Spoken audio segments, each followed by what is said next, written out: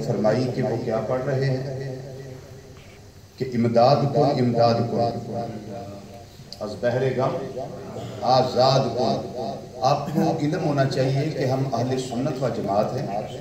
ہمارا عقیدہ اللہ کا قرآن ہے جو غار حرا میں قلب مصطفیٰ صلی اللہ علیہ وسلم پہ اللہ نے نازل فرمایا، اور ہمارا عقیدہ امام الانبیاء صلی اللہ علیہ وسلم کا دیا ہوا وہ عقیدہ ہے جو صحابہ کو ملا، اہل بیت کرام کو ملا، چلتا چلتا ہمارے تک آیا.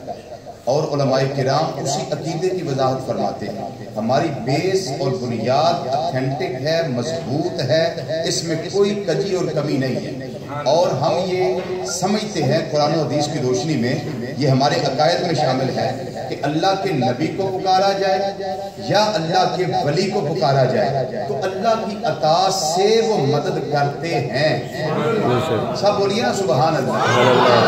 یہ ایسے نہیں، بابا سے بنا بولیے سبحان اللہ. حضرت سیدنا غوث اعظم رضی اللہ تعالیٰ عنہ یہ تو دستگیر ہے، یہ تو میرا محی الدین ہے، یہ تو پیران پیر ہے رضی اللہ تعالیٰ عنہ.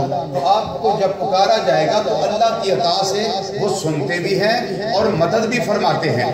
میری جو بیٹیاں بیٹھی ہیں، میری مائیں ہیں، بہنیں ہیں، وہ نہ ہاتھ کھڑے کیا کریں، یہ آپ کے لیے ٹھیک نہیں. اور اپنی آواز کو پہنچانا نکالیں، آپ زبان سے پڑھیں لیکن آہستہ پڑھیں یا دل میں پڑھیں. لیکن مرد حضرات جو بیٹھے ہوئے ہیں، آپ کو چاہیے کہ اس انداز سے پڑھیں کہ اللہ کی ذات راضی ہو جائے کہ اللہ کے بندے کا دیا ہوا حقیقت میں اللہ کا دیا ہوا ہوتا ہے. تو اس لیے وہ پڑھ رہے ہیں تو کتنا اچھا پڑھ رہے ہیں. تو آپ اس شعر کو کم از کم 11ویں والے کے نام سے 11 مرتبہ تو پڑھیں، اور اس طرح پڑھیں کہ حضرت غوث اعظم رضی اللہ تعالیٰ عنہ خوش ہو جائے. اس طرح پڑھیں.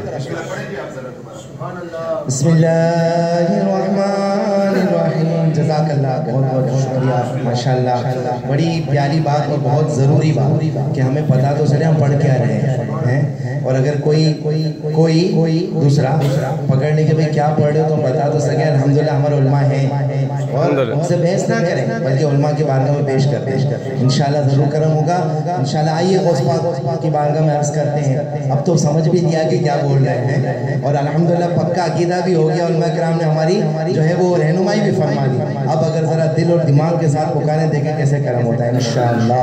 بسم اللہ الرحمن الرحیم. امداد